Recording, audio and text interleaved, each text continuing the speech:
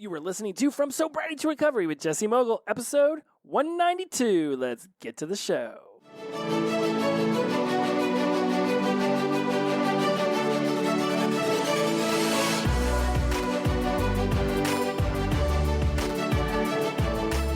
Welcome back to From Sobriety to Recovery. I am your host, Jesse Mogul. I am in addiction recovery. I am asking you to go on your streaming app and subscribe, rate, review. Allow other people to know this show exists.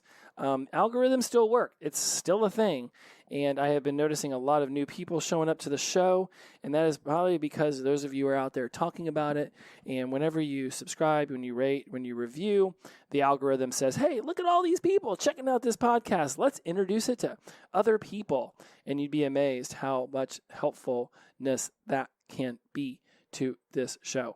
And I have been doing this project recently where I'm going through my old episodes. I'm going to actually reshoot episode 1 and 2 soon. I want to reshoot the pilot because this show has turned into so much more than I could have ever imagined. And then I'm also going to reshoot number 2, which is the mini pathways to addiction recovery, because I've learned so many new ways of discussing that, and there's a lot more things that are happening. So somebody goes and finds a show, and that's like a time capsule. It's like from 3 years ago.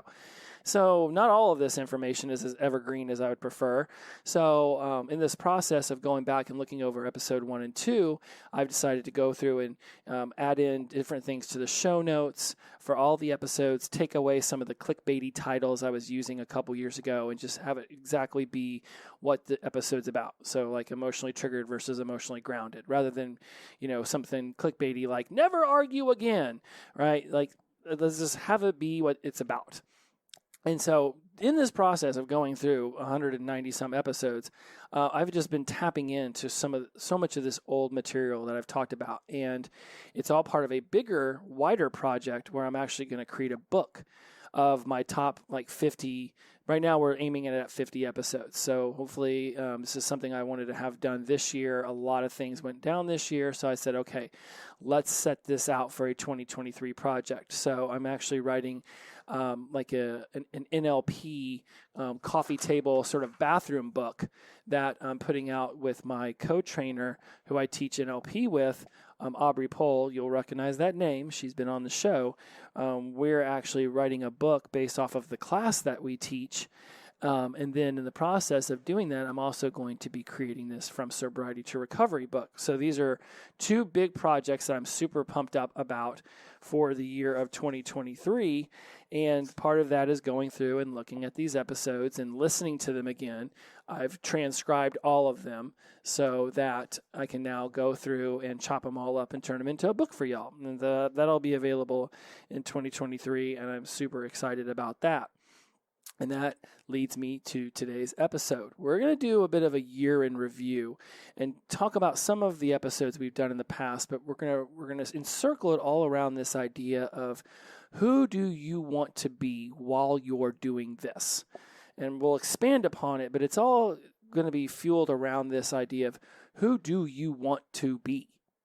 Because we get it in our heads that as we're going through this growth, as we're going through these changes in our lives, that it's like we're in a transition point. So we may not often be fully aware of who we're being toward ourselves and towards others as we are transitioning from, a person who was addicted to alcohol or drugs, or a person who yelled and screamed all the time. And now we're in this sort of chrysalis phase, like a caterpillar into a butterfly. Well, who do you want to be during this phase? Because you're alive. You're being somebody right now. Right? You might have this idea of, I want to be sober for 6 months. I want to communicate better with my family. I want to show up more to work on time and less disheveled. All of these thoughts and feelings that you have. But in the process of getting to this quote unquote destination, you're being somebody. And are you mindful of who you're being in that moment? Because this is extremely important, because we could get into our car and say, the destination is the Costco.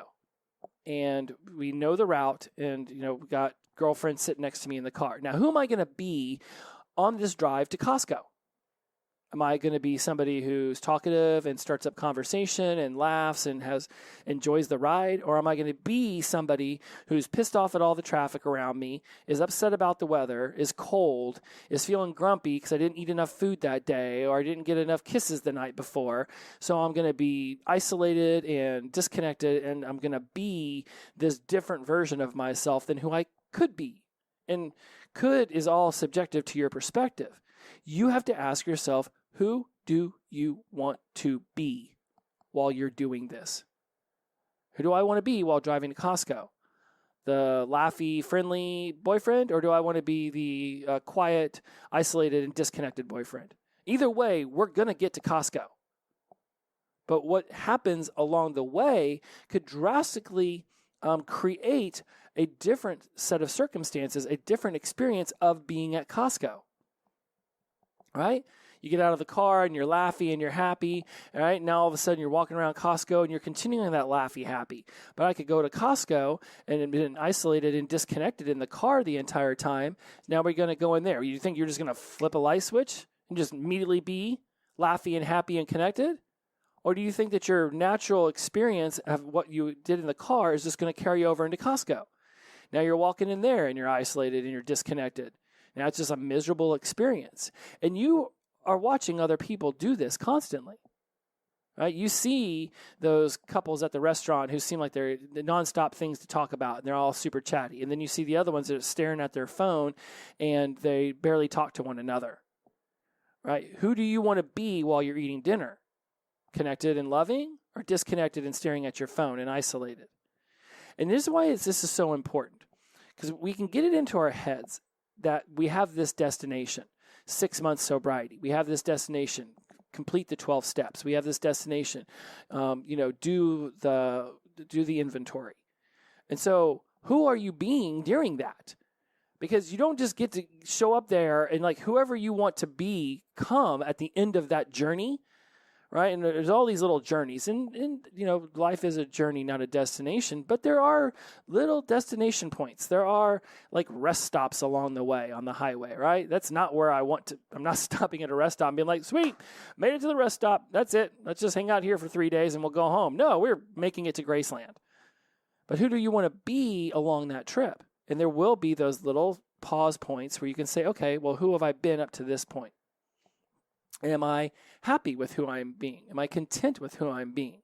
Are the people around me feeling connected and a part of this journey with me? Are they feeling disconnected and confused because I'm not communicating with them what's going on in my life, what's going on in my head? They may not want to be a part of it. They may sit there and yell at you and say, this is your fault. You're the drunk. You're the addict. I don't have to do any of this crap. And they're right. They don't have to do any of it any more than you have to include them in it. Any more than you have to continue to include them in your life.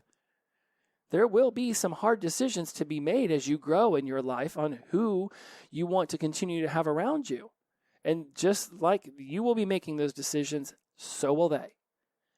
And if who you're being while you're growing, who you're being while you're doing things is going to dramatically affect how many people want to be around you while you're doing these things.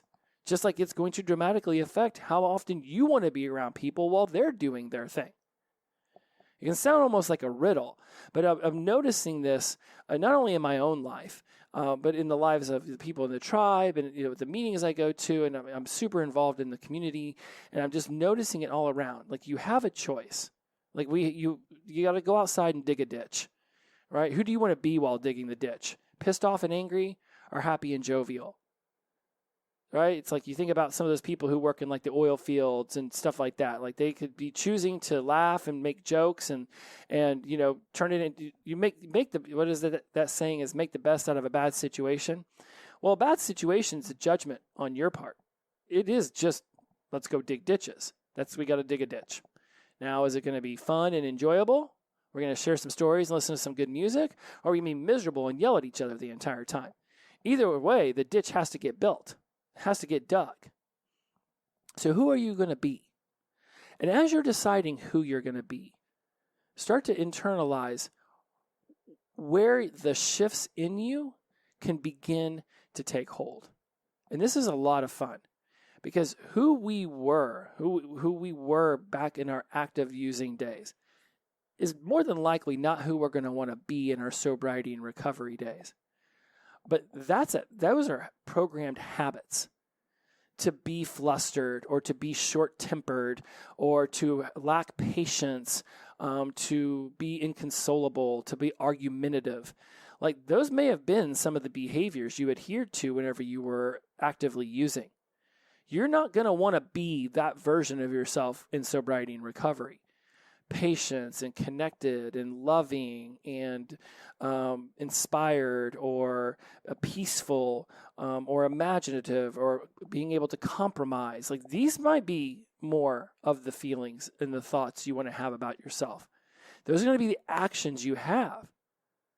Right? If you used to be disconnected and now you want to be connected, then what are the actions that are going to instigate the feelings inside of you that you're being connected?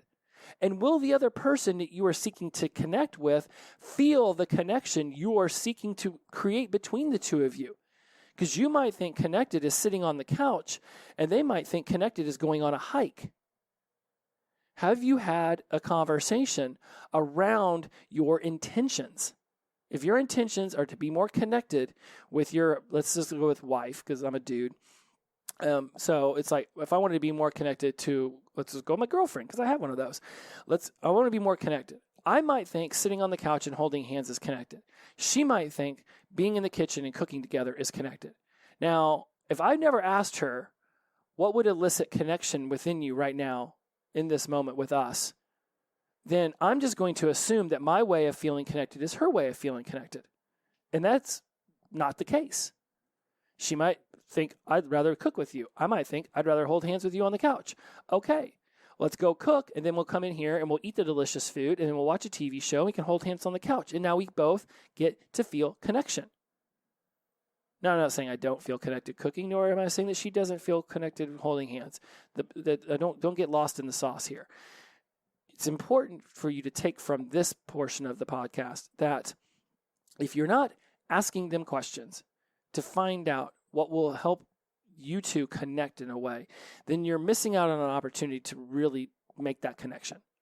You cannot just assume that if you think you're being thoughtful by bringing flowers home, if I think, okay, I'm being thoughtful, I brought flowers, she might think thoughtfulness is actually bringing me a plant. I don't want flowers that are going to die. I want a plant that I can water and nurture and love like our relationship each and every day. I think bringing flowers is what makes me seem thoughtful and loving. She actually thinks it seems disconnected and like I wasn't listening because she's told me many times, I'd rather have a plant than flowers. Oh, so what I think I'm going to do to create connection is actually going against what she's told me and what she actually wants.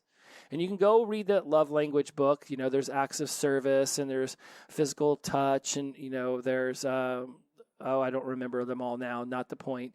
Point is, you can go look at that book. You can go Google the 5 love languages. You don't even need to read the whole book. Once you know the love language, it's going to be pretty obvious which ones you adhere to and which ones they adhere to. So when you want to seem thoughtful or connected and you're doing something in the way you would want it to be done for you, if you're not doing it the way that they'd want it to be done for them, then you're just showing them love the way you want to be showed love. But you're not showing them love the way they want to experience love. And you're missing the connection.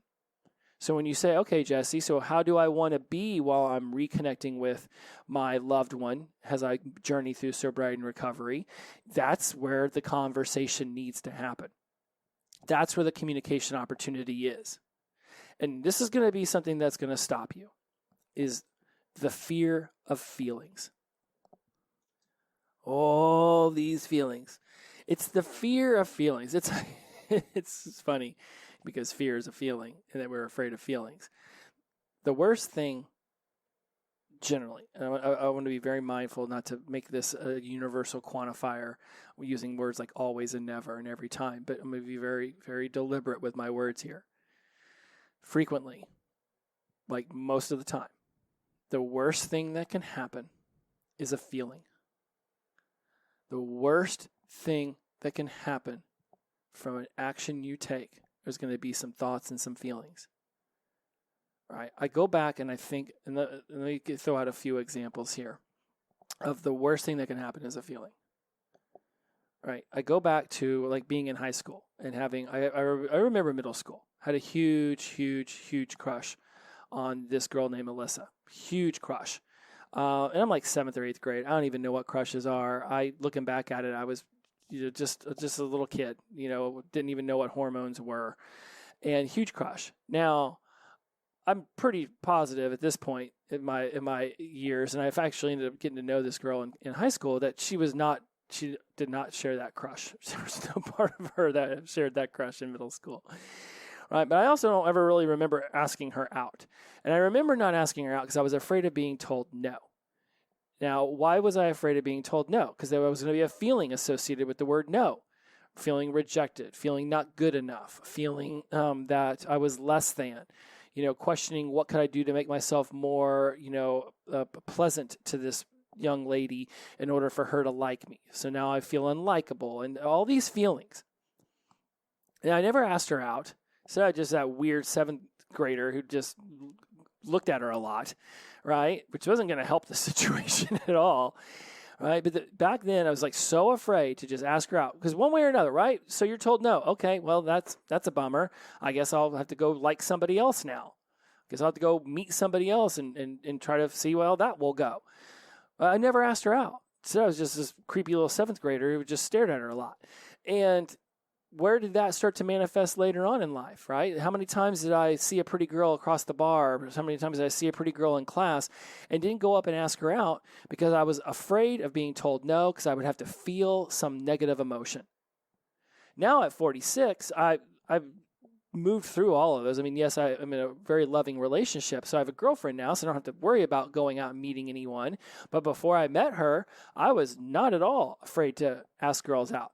Whether it be on the dating apps or whether it be out in person, if I saw someone that was visually appealing to me, I went right up to them and just started talking to them. Because the worst thing that was going to happen, and again, this was in sobriety, the worst thing that was going to happen is they're going to look at me and be like, thank you, next. Okay, cool. I mean, not everybody's cup of tea.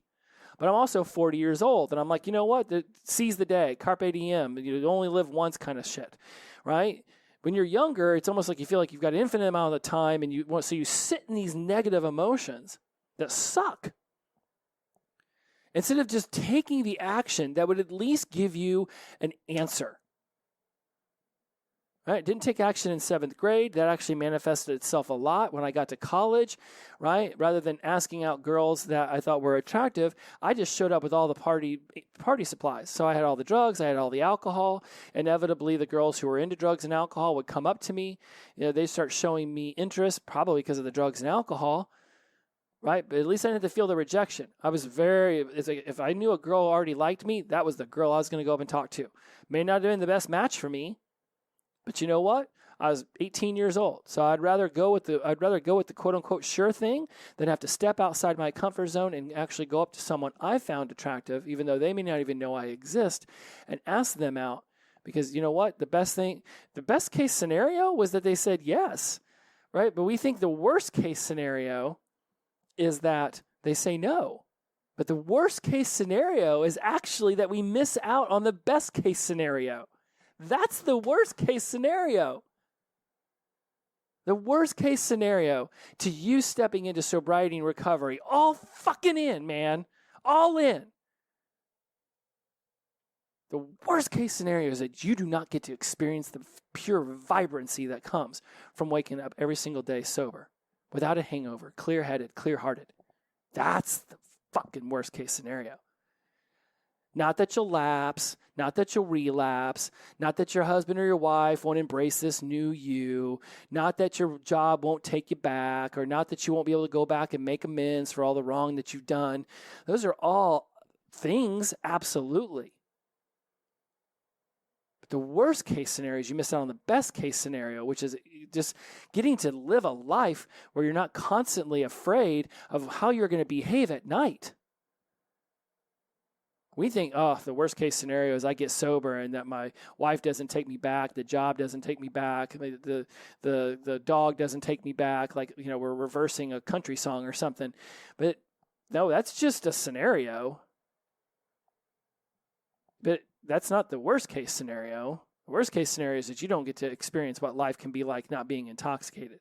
Yes, we want some of those other things. We might want our partner to take us back, or the job to take us back, or the dog to take us back. But if they don't, that doesn't discount the fact that we're at least living a life sober. There's a show on Prime called Outlaws that I'm watching because this one particular actor, oh my goodness, I don't remember his name. Anyways, he's a very older guy now, and he's been in a ton of shows. And if you go and look at Outlaws, you'll recognize this old white guy's face and be like, oh yeah, that's totally why he's watching this show.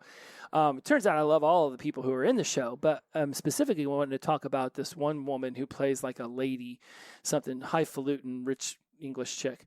And she gets sober, and she's no longer doing cocaine. She's no longer drinking. And then she tries to hook up with her ex-girlfriend again.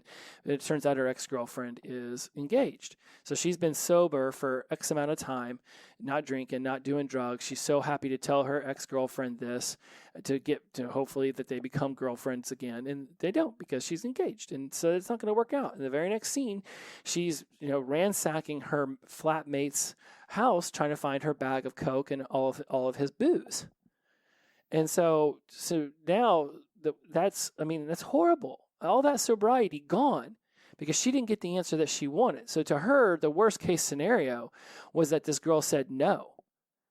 Not that the worst case scenario was that she would blow up her entire sobriety. She allowed somebody else's decision toward her to determine whether she was going to continue being sober, clear-minded, clear-hearted, and moving her life in a positive direction. And this character had done a lot to move her life in the positive direction. But she did not get the response she wanted from this person. So she went out and got her drugs and got her booze and tied one on. And then, she's causing a lot of mayhem now in the show. It's almost to the end point. It's causing a lot of mayhem, all because she did not get told by her ex-girlfriend that she wanted to get back together. So instead, she goes off and gets messed up. And so she saw that as the worst case scenario. Worst case scenario is this girl says no to me, and I guess I'll just go back to using. Instead of seeing that the worst case scenario would actually be that she would start using. Like, that's the goal. Her primary goal should have always been sobriety and recovery. If this other woman wanted to get on board with her life in sobriety and recovery, great. If not, all right. There's other people out there. One person's I never want to see you again is another person's I've been looking for you everywhere. Write that down on one page. Not everyone will like you. Not every job you take you'll enjoy. You don't not meant to. So when we say that we are focusing our intent on who we want to be while we're doing something, and that the worst case scenario is that we miss out on the best case scenario, we want to have a very clearly defined what do we think the best case scenario is. Right? You're seeing somebody from across the room and going up and talking to them to ask them out on a date. And you're like, oh man, best case scenario is we get married and have babies. Whoa, jump the shark a little bit. You don't even know their name, let alone if your personalities are going to click. I might think Cindy Crawford, when I was a teenager, I thought Cindy Crawford was amazing and I infatuated over her. You can generally tell when a man was a teenager based off of who they respond to this question. Who is your favorite supermodel? Generally, that answer to that question will tell you exactly when they were going through puberty. And mine was Cindy Crawford. I don't know if I would have enjoyed talking to that person. I don't know if she would have been a good mate. I have no idea. But I see a picture and I think, well, she's visually attractive. I'm going to be like, oh, if I ever met Cindy Crawford, I'd marry her in a heartbeat. Is that really true? Or would there be things about her that I would detest and that I would like, oh, never mind. This was not the person I thought they'd be. So we think walking up to that person and asking them out on a date, best case scenario is that we fall in love and we have babies or buy a house or get a dog, whatever. When in that moment, best case scenario is that they just want to have a conversation with me, that I get their number, that I'm able to have another opportunity to talk to them past this one moment I'm about ready to create. Going to a bar. Because you want to, or going to a party for Christmas, right?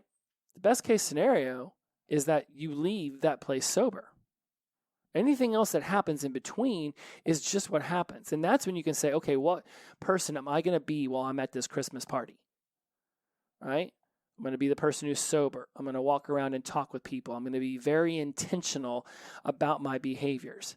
When we're drunk and using all the time, we're not intentional. We're reactive. right? We're muting our feelings. Heaven forbid we feel anything, right? And if we do feel something, it's being felt through the lens of addiction and intoxication. So we're not even really feeling it the way that we would be feeling it otherwise, like in a sober state of mind. So who are you going to be? Who are you going to be while you're at this event? Again, for you non-linear listeners, it's not even Christmas anymore, but it is Christmas in 2 days, so I'll keep using that as an example. Who are you going to be during Christmas dinner? What are you going to want to talk about? How are you going to behave? And where are you allowing yourself to be afraid of a feeling that's holding you back from saying something or doing something or being the version of yourself you want to be? Because the worst case scenario is you have a feeling. It'd be like, okay, this one time in Santa Clarita, my girlfriend and I went on this Christmas train ride. I think it was around Christmas. Pretty sure it was. And it was a murder mystery. No, it was a murder mystery dinner set around Christmas time. And it was Christmas time because at some point the actors started singing Feliz Navidad and nobody else. And they were like, come on, everybody now. Feliz Navidad. Feliz Navidad. In Felicidad. I don't know all the words, and I will explain to you why this is important. Nobody was singing with these people, and I felt bad for them. I felt like, man, this has got to suck. You're sitting here, these people, we all paid like $50 to get on this train. The food was rather delicious. Everyone was drinking. I was like one of the very few people everybody, all the tables around us, we got to become pretty good friends with, and they were drinking, and I was not. And so basically I'm painting you a picture here of like, I'm the sober person around all of these drunk, intoxicated people. And Feliz Navidad comes on. Now, I would have assumed everybody started singing Feliz Navidad. You're in the moment. Let's be in the moment. Let's not worried about these strangers judging you for singing. But nobody would sing. Nobody was singing. So I started to sing. And then I got really excited. So I started to sing louder. And then the actors, they moved really far away. And so there was nobody singing on my end. So I started singing really loud. And I remember in that moment being like, this is why I'm here, to be in this moment, to have this event. I don't care if these people think that I'm ridiculous, or they're embarrassed for me, or they think I'm a bad singer.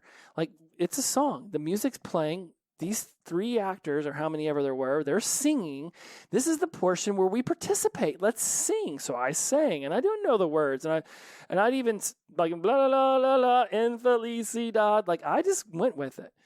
And those around me who were not prone to doing this, right? They may have been like, "Wow, this guy's humiliating himself," but I didn't choose to feel that. I didn't feel humiliated. I felt like I was enjoying the moment. I felt like I was immersed in this murder mystery Christmas train dinner party. I had a blast. It's still a story that the girlfriend and I tell. She'll bring it up. She's like, "Oh yeah, he was just singing at the top of his lungs." Like, I'd have been so humiliated. I would never embarrass myself like that. Like, that's not embarrassing. It's not humiliating. That's awesome. You're in the moment. It's like going to a concert and dancing. I don't care if people think I'm a good dancer. I'm at a concert. I'm dancing. And by the way, I don't know any of you. I was at Pearl Jam and Killers and 21 Pilots in like 9 days. I saw all 3 of those bands. And I boogied. I jumped up and down and I danced. And there was people dancing around and there was other people who just sat there like lumps on a log. And I'm not always dancing. Sometimes I'm just sitting there enjoying the music. But other times I'm waving my hands in the air and I'm boogieing. And yeah, I mean, I got about as much rhythm as you'd expect a middle-aged T-Swam to have. And it's just like, hey, be in the moment. Enjoy it. When I used to go raving, I would dance. Just dance. And sometimes I'd look back and I'm like, I should have danced more. If I could go back in time, I wouldn't have danced less. I would have danced more. I'd have put more glitter in my hair. I'd have worn more glow-in-the-dark bracelets. I'd have drawn more highlighter pen all over my body so that the black lights lit it up. I'd have been more ridiculous. Enjoy these moments. The worst thing you can have is a feeling, and who on earth would choose to feel embarrassed or humiliated for enjoying themselves, especially when you go somewhere where there's just nothing but strangers. Think about when you get sober and you're in sobriety and recovery, and you like go to a bar, and the bartender, the waitress rolls up, and you're with a bunch of people, or it's just you and your partner, you and your friends you went with. They all know you're sober, and you're like, I'll just take a soda water, and it's like, oh, I'm so embarrassing. I'm hanging out with all these drunks, and here I am just ordering a soda water at a bar. Fuck that, man. It's not my fault that the only place I can go to watch football and yell and scream at the TV and cheer on my fantasy team is a place that serves alcohol. Nobody is building an entire restaurant up around all these TVs and not serving booze and having people roll in to watch football. It's like, that's what they're going to do.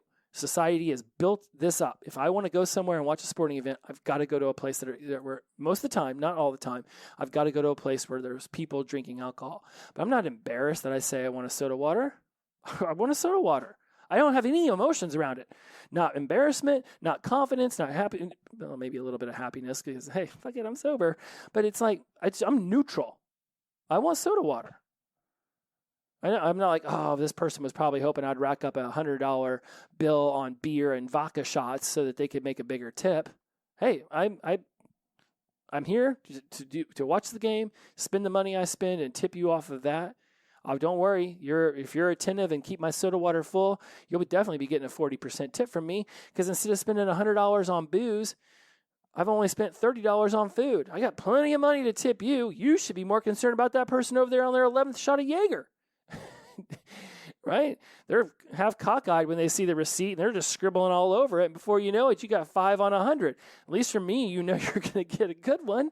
But that's the thing, guys. Y'all can choose to feel whatever you want to feel while you're being the person you want to be as you're becoming who you're going to become.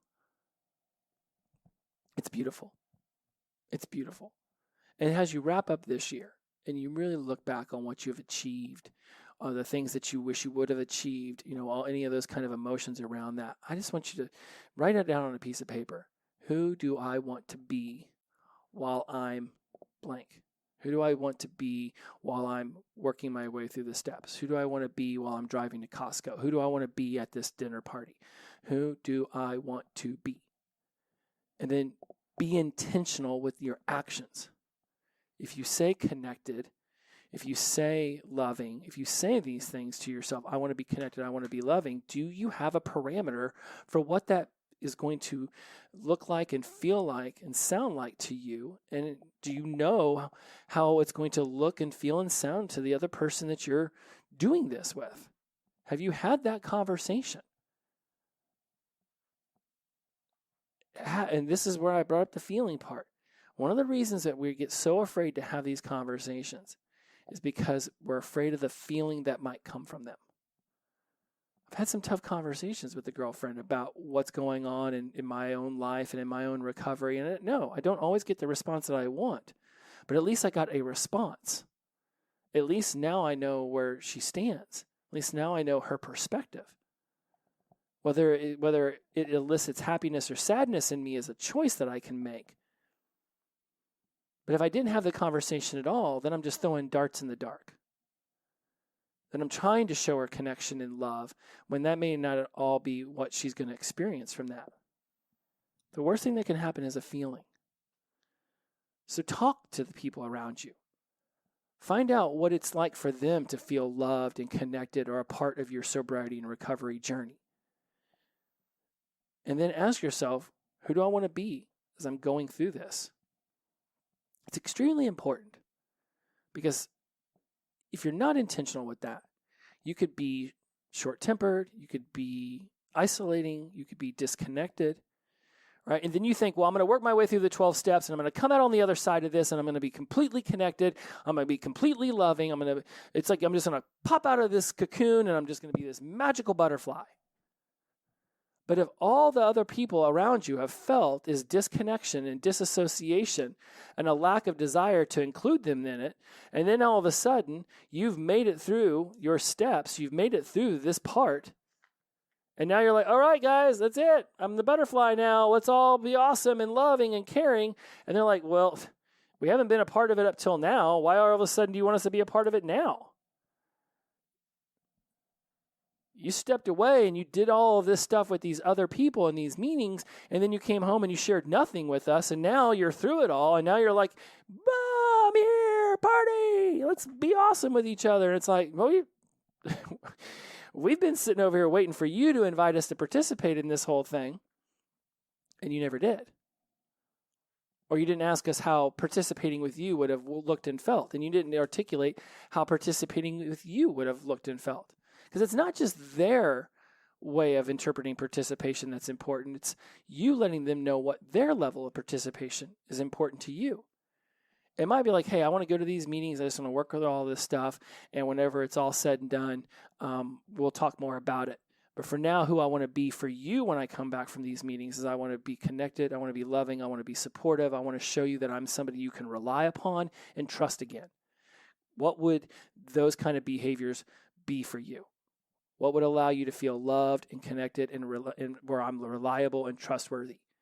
Then they're going to give you some responses, and then you can choose to do those things or not. But at least you know what their convincer strategy is, what they need to experience from you in order for them to believe that you're working on, not only on yourself, but on that relationship. Because we're not growing through our sobriety and recovery in a bubble. We don't just get to do it on ourselves. Even if you were to go away to a treatment center, that is a bubble that's been created, but now you're just doing it with all these other strangers. And depending on how much contact you have with the outside world, they're being allowed to integrate at whatever speed the treatment center is doing it in. So are you writing letters so that they feel more connected to you? Or whenever you talk on the phone, are you discussing some of the cool things that you're learning about yourself? Are you discussing some of the behaviors that you and your family used to participate in, and how maybe you're not seeing it as productive as it could have been, or how bonding as it could have been? Are you taking on personal responsibility instead of blaming and complaining and making excuses for your behavior? Are you saying, okay, those are the things I did then. I did them because of X reasons. I'm no longer going to allow those reasons to control my life. Sure, mommy and daddy didn't love me, and they didn't look at whenever I said, mommy, mommy, daddy, daddy, look, but that's not who I want to be anymore. And I'm going to be talking about some deeply emotional stuff on my end, and I'd really like to know how this would be best approached. It's having these tough conversations, which you, again, are choosing whether they're tough or not. And the worst thing that can happen is a feeling. You share something, and they look at you like, wow, dude. Wow. There's a meme where it's like a dog, it's like a dachshund or something that's got his eyes all big, and it's like my emotional support dog realizing that shouldn't have taken this job, something to that effect, right? Like something that's going to come out of my mouth that you may not be thrilled with, but that's okay, because I got to speak my truth. I gotta let this stuff out. Also, being mindful that not everybody needs your truth. Not everybody is worthy of your truth. This radical honesty thing that we start getting taught in sobriety and recovery, it's not for everybody. Not mean like it's not like everybody shouldn't do it. We should all step into some level of radical honesty, but the waitress doesn't need to know about my addiction in order to justify me wanting soda water. The waitress doesn't need to know that I don't pay for other people's alcohol. Therefore, please separate everybody's booze off the bill, or just put my food on my own check. Like, that doesn't need the whole story. Just like, hey, can you separate this pasta primavera off onto my own check? I just need to pay my own way. I don't need radical honesty for everybody. I don't have to tell, the deli supervisor or a client or somebody all of my truth. Your vulnerable, deepest truth is earned by people, not just thrown about. Some people they don't even know what to do with it if you gave it to them. So you can be mindful that yes, you're not looking to lie to people, but you don't have to give people all of your truth. They have to earn that. You are worthy. If no one's told you that up to this point, then I want to make sure that I'm somebody who has said it to you. You are worthy. You're not trying to prove yourself to anyone. You can look in the mirror and ask that person, have I proven myself to you today? That's who you want to be. Each and every day you look in the mirror. That's the person you want the most love and support from. That's the person who's going to be there through thick and thin. Other humans have their own agendas. But that person in the mirror, for lack of a better way of saying it, you're stuck with them. Are you happy with who's looking back at you? And if you're not, then there's probably some disconnection between who you want to be while you're growing, who you want to be in this life, who you want to be in this situation, and who you're actually being. That's that cognitive distortion we talked about in the previous episode. And we've talked about a lot of topics this year, so many topics. And cognitive distortion is one of them. Looking in the mirror and thinking you see one thing, but actually seeing another. We've got the confirmation bias, where you actually will start to put in your head, like you'll be confirming some of these thoughts. Like, oh, I'm a loser. You look in the mirror and you want to be a winner, but you see a loser. And now your brain starts to confirm this idea that you're a loser by looking for ways that it can prove that you are. Go back to episode 152. You can dream again, right? By shifting the way that you're framing yourself. Reframe the way you see this sobriety and recovery journey. Who do you want to be? The worst case scenario is that you have a feeling. Right? I mean, the worst case scenario, you climb up a tree without some sort of support harness and you fall. Yeah, there's a lot worse. You're going to break something and you do that. But generally, in our world, when you go to take an action, the worst case scenario is that you have a feeling that you have yet to figure out a healthy way to process through.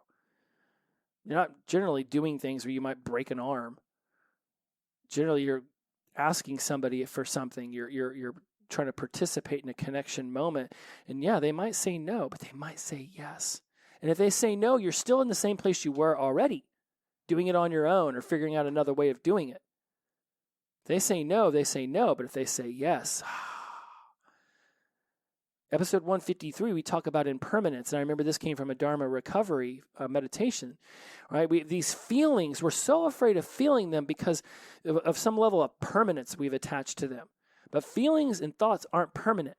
We keep circling back to them over and over and over again, and that's what makes us think that they're permanent. Traumatic things happen to us in our lives. Traumatic things happen to you in your youth, in your teenage, in your 20-somethings, wherever you're at. Traumatic things happen. They become trauma when we ruminate and ruminate and ruminate, and we keep revisiting that traumatic moment, keep revisiting it over and over and over again. It's like my dad spanked me with a belt when I didn't get straight A's, right? So that was a traumatic moment. And then I kept ruminating on every time I went to go take a test. I was like, God, I better do good. If I get a B, I'm going to get spanked. I kept reinforcing that traumatic moment and turned it into trauma. And when I didn't bring home, the grades he told me to bring home, then I got the belt. And then it reinforced the traumatic moment. It became long-form traumatic moments. And then I'd go to school, and I'd be like, you better take good notes. You better listen to the teacher. You better get good grades, because if you don't get good grades, you're going to get the leather belt on a bare ass. And you don't want the leather belt on the bare ass, because then you cry. Then he's like, what are you crying about? What are you crying about? Why don't you stop crying? I'll stop spanking you. I'm like, what kind of fucking weird-ass mind game are you playing here? You get the belt, so I start crying. You tell me if you tell me to stop crying, so I stop crying. Then you spank me, I start crying, and you tell me you're not going to stop spanking me until I stop crying. What like weird shit's going on here, right? But I kept looping that back and over and over and over in my head, and it became the trauma that I had to heal from in my sobriety and recovery. Right? Feelings and thoughts, they aren't permanent, but we make them permanent by continuously going back over and over and over again in our head, creating meaning around them that may not necessarily be true, start attaching other events in our life to that traumatic moment. This is how trauma grows and grows and grows. And something as simple as, dad leaving me at home while he went fishing becomes this whole, dad's always going to leave me. Dad's never going to be there to support me. Dad's only there to punish me. So that means that dad's a punisher. That means that I'm not worthy of love because my dad never showed me love. He just left me behind or punished me, right? And this becomes those daddy issues that you're still contending with in your 40s. None of this has to be permanent. I made it permanent by continuously ruminating on it. Thoughts and feelings, by their essence, are impermanent. Go listen to 153 for more information about that. 156, your impact tree. Who are you impacting? How many different lives have you impacted as somebody at active addiction? How many lives can you impact as somebody in active recovery? It's absolutely fantastic. Alcoholic versus addiction recovery. I know that one got started because I went to an AA meeting and I felt super weird saying that I'm Jesse, I'm in addiction recovery. And because I had said that so many times in previous shows to do that, and I did it in my early stages when I would go to certain meetings, but this was just different because I'd only been to this AA meeting once here in Huntsville. It felt different. It felt weird. I don't go to that meeting anymore because it's Saturday morning at like 9 a.m. and I'm sleeping in at 9 a.m. on a Saturday. That's just rest time. But at the same time, it's just like, I would go back to that meeting. I have nothing against 12-step meetings. I actually quite enjoy them. It's just a cool, fresh perspective. But I remember that episode was sparked because of how I felt when I said that. Nothing is wrong with you, episode 159. Nothing is wrong with y'all. Nothing's wrong with us. Even if you've been doing some of these things I talk about in this episode, right? You've been allowing feelings to hold you back. You haven't been conscious of who you're going to be while you're maneuvering your way into this new life. Nothing's wrong with you. You're doing the best you can with the resources you have right now. You're going to be picking up new resources. You're going to be shifting your emotional state so that you can be more flexible and that you can behave and act differently. Your thoughts and your feelings are going to shift and change. Right? When I was 7 years old, I was totally into Transformers. 46 years old, I'm not into Transformers anymore. Your interests that you had when you were an addict are not going to be the same interests you have as somebody in sobriety and recovery. I used to watch all sporting events. I would watch any sporting event on TV because it was justification to drink. Now I am solely an NFL and college football. I am a football person. Occasionally I'll watch some March Madness. Didn't watch the championship at all last year. Barely paid attention to basketball except for maybe the Mavericks because my dad likes them and my brother does too. And I watched a few of the games when I was there visiting their houses. But once I leave, I don't come home and turn those games on. I have no interest. Barely watched the World Cup. Sorry, World Cup. Should have happened in July, back when there was no sports.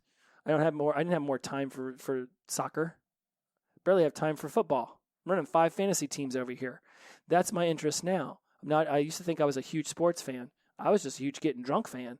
And sports just happened to be something that allowed me to feel like I was doing something while I was getting drunk. Now that I don't get drunk, I have better things to do with my time. So your interests are going to change. You're going to grow. Go back to 161 and understand your unconscious needs, right? Certainty, variety, love, connection, significance, contribution, personal growth. These are the things that are fueling what you're doing. When you start to come up with these power words for next week, we're going to come up with power words and power sentences for the new year. When you start to do those, you're going to want those to feed and attach to your human needs. So when we start coming up with my last 2 words of the years have been relentless was 2 years ago and expansion was last year's word. And so over this next few days, I've got a bunch of words written down and I'm going to start to call through that list until I find out what my one power word is. And then I'm going to start building up power sentences around that power word so that whenever I'm looking to shift an emotional state so that I can become more of the version of me that I'm seeking in my life, I can use those power sentences to focus back in on that power word, and that becomes my mantras. Those become my affirmations. We took the red pill years ago when we started using, and it was we took the red pill. Now, a lot of people take the red pill and stay locked in the matrix with the alcohol and the drugs. All right, but once you step into sobriety and recovery, man, that's it. The little pod lets you out. You go down that slide and you end up in the Ebenezer, and that's just the way that it is. And now you have this heightened sense of awareness. You have this heightened sense of moral duty. You have this heightened sense of creating an amazing part of your life.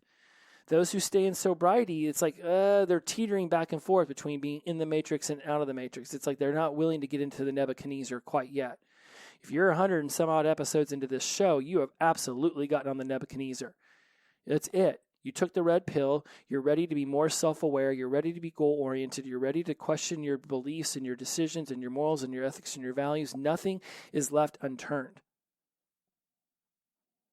That's when you can go to 162 and start listening for forgiveness and expectations. Step in. right? Release expectations for what it is you're going to be able to do, and and be able to forgive, and be able to just be you. Who do you want to be while you're doing this? We talked about empathy. We've talked about stimulus. We've choices and reaction, addiction, sobriety, and life as habits in episode 171. Go back and listen to 172 and 173. It's all about how I use NLP in my sobriety and recovery, and I could teach it to you. Multiple listeners have come and joined me in these classes. It's absolutely fantastic. They're in the hub. They're in the tribe. They're taking my online academy. They're in the Voxer chat, sharing their successes, talking about their downtimes, and working through emotions and their sobriety and their recovery. And we're doing this in this very collective, very invigorating, very supportive tribe. It's absolutely fantastic. It's turning into more than I ever thought it could be, and we have not even begun to touch into where it's going to go. Come, join that. Listen to 172 and 173 to learn more about that. I think I did a hub episode too, 155. 154, 155 was about the hub. Absolutely fantastic. Absolutely fantastic. The feedback I've gotten off that has been tremendous, and it's growing, and I can't wait to put in some new modules going into the new year. We got 174, day 1, week 1, month 1, what it's going to be like to experience the new stages of sobriety and recovery, your past goals and standards, and your standard loops, and all at 175, 176. We went through morals, ethics, and values in 180, the 5 stages of change in 183, the archetypes that your adverse childhood experiences. These are those traumatic moments that we're talking about, right? And as kids, we're ruminating on these adverse childhood experiences, these traumatic moments, and they become our trauma, and they start to create these personality archetypes that manifest in us, right? And that's where the people pleaser, that's where the golden child, that's where the bad kid, this is where these things start, because of these decisions we made as a child that we didn't even know we were making. Our little prefrontal cortex wasn't even developed. We were still operating on the reptilian brain, fueled by our emotions. We had no clue what was going on. Adults were imprinting and implanting all around us. And then we were modeling the behavior based off of the tribe we didn't want to get kicked out of. It's just insane to think that we are holding on to so much baggage from the past. And through NLP and through so much therapy and so much EMDR and cognitive behavioral therapy and all this stuff that I've learned, I'm able to release it, but by no means have I completely emptied out the closet. It's funny. It's like when I got into this project where I started going through all my set lists of concerts I'd been to. And I would think of 5 other concerts and be like, oh, maybe I'm almost done with this portion of the list.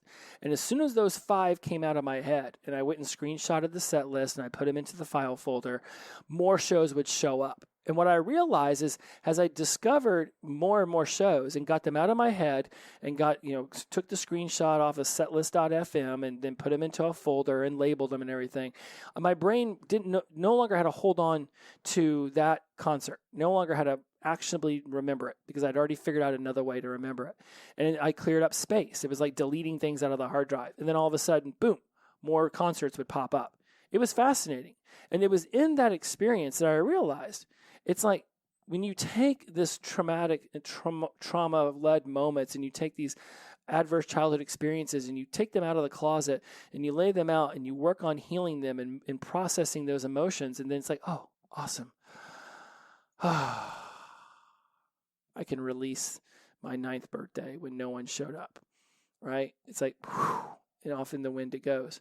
It just creates space for another moment you've been wanting to heal, to finally get to be the center of the table. There's going to be, your unconscious mind is a repository for everything that you've ever experienced. So it's going to be in there. And when you heal through one thing, that just gives something else that wants to be healed a chance to step up and take center stage. So the idea that we'll ever completely unravel them all is preposterous, because we've got billions upon billions of these memories in our head, and we have no idea what they're attached to, what their anchors are, and what their trigger points are going to be. But once you heal through one, and then that similar trigger shows up, it gets to bring up something else. Oh, cool. Hadn't have thought of that one. Let's heal that one real quick. This is the power of these healing, transformative ways of living your life, of using psychology and science of the mind to work your way out of all of this stuff. Do you really want something that happened to you at 7 years old to dictate your behavior at 27, 37, 57, 97? But that's what humans do. They let things that happened years and years and years ago dictate what's happening now. That's like allowing a snowstorm you went through in Colorado to dictate whether you went left or right in Pennsylvania. It doesn't make any sense. So experiencing emotional conversation, go back to 187. I've gotten a lot of great feedback from this, and this is, again, goes back to the worst case scenarios you feel in emotion. Experiencing emotional conversations can be difficult. You're not always going to hear what you want. You make decisions in that moment or over the course of time, whether this is the person for you or whether this is what you should be doing with your life. Like, these are things you'll have to decide in your own world. But you don't get all of the information that's available to you until you have deep emotional conversations. Go back to episode 188 when I had PhD Dr. Trisha Whitty on the show to talk about the science of addiction. She actually brought like in-depth knowledge where I just bring sort of this peripheral knowledge about the science of addiction. We got into stigmatizing language patterns in 189 and no failure, there's only feedback in 190. All right, we did all of this stuff. We talked about PIMS and spheres and how I organized my addiction recovery using these spheres of career, self-relationship, and the 4 pillars of all of our spheres, physical, emotional, mental, spiritual, and how they create this sort of like McMansion, these quadrants of my life. So each and every day I can know I'm working on my addiction recovery because I've put some attention towards my career, myself, and my relationships. And I pay attention to those 3 spheres by working on the physical, emotional, mental, and spiritual aspect of them. It's fantastic. And each day I get to go to bed knowing it's like, oh, wow, by going to Costco and walking around, I got to, I did all 4 of my pillars for relationship. Plus I worked on some for career. I worked on some for self. And it's like by going to Costco, you realize you just worked on 10 different quadrants out of 12 of your sobriety and recovery. It's like, wow, like nothing is just done without intention for me anymore. Going in the kitchen and cooking, right? I can rub my girlfriend's shoulders, give her a kiss on the cheek, talk about our days, have an emotional connection. Just, in a way, we're discussing our morals, ethics, and values. So now we're bringing in our spirituality, mental. We could start talking about what we're planning on doing with our money or for our vacation or something. And so now I've worked on all 4 of my pillars and within my relationship, while at the same time, myself doesn't exist in a bubble any more than my career does. So by talking to her about my career, I've worked on a couple of those pillars. Talking about myself with her, I've worked on a couple of those pillars. Before you know it, we've worked on like 10 different pillars of my life just in this one conversation we had over cooking food in the kitchen. Career, self, relationship, each of them has 4 pillars: physical, emotional, mental, spiritual. Those make up your 12 quadrants. So a second ago I said 10 pillars. It's these 10 quadrants, but either way, however you want to visualize it, this is why it's so powerful for me, because nothing I do anymore is unintentional. As I go out and sit on the couch to watch a TV show, and at least in that moment, it might be mentally stimulating both of us. Boom, there's a couple quadrants. We're physically connected. Boom, there's a couple quadrants. Where we're discussing the emotions of the movie, or we're feeling things together. Boom, there's a couple more quadrants. I'm resting from work. Physical, emotional, mental, spiritual. Taking a break from work is actually working on work. Wow, just by sitting here and watching 1899 with her, I worked on all 12 of my quadrants. It was intentional. I get to get up from that and be like, that was a great experience. I'm so glad we got to share that. It's amazing when you have intention what you can shift in your life. So that's it. That was the year in review. Some great new material at the beginning, going back over some old episodes. For those of you who are listening to this non-linearly, it's your opportunity to embrace this show the way you choose to. Go back, listen to some old episodes if you like. I'm absolutely thrilled and honored to be here. The big takeaways from this episode are the worst case scenario is you miss out on the best case scenario. Right? The worst thing that can happen is you have a feeling, and really ask yourself, who do you want to be while you are blank? Who do you want to be while you're going to dinner? Who do you want to be at dinner? Who do you want to be while you're going through your 12 steps? Who do you want to be while you're sitting on the couch with your partner? Who do you want to be while you're outside throwing the football with your kids? Who do you want to be? And then be that person. Set the intention. If there's any question about if what you're doing is being felt by the other person, ask them, what would it feel like or look like or sound like to you when I was being connected, when I was showing you that I was trustworthy or reliable? Get that information from them and then do those things if you choose. And if you're doing things for them and you don't feel that it's being reciprocated, it's because you're not having a conversation about what reciprocation would look like, feel like, and sound like. If you don't tie sensory actions, looking, feeling, sounding like, if you're not tying those things together, then you're missing out. You're just throwing darts in the dark. And that's how you poke your eye out. All right, my friends. Inclusivity over exclusivity, the power of positive energy, release and flow. Every day is the greatest day of our lives when we wake up sober. I hope I didn't just pop your eardrum there. Shout out to Sunshine. You've been gone for a little over a year. I miss you, brother. As always, glow on. We'll see you next week for the New Year's show. Take care now, everybody. Happy holidays, Merry Christmas, and Kwanzaa, and Festivus for the rest of us, and Hanukkah, and I don't know, whatever other holidays exist that I don't know about. I'm bringing you all in. Much love, everybody. Bye-bye.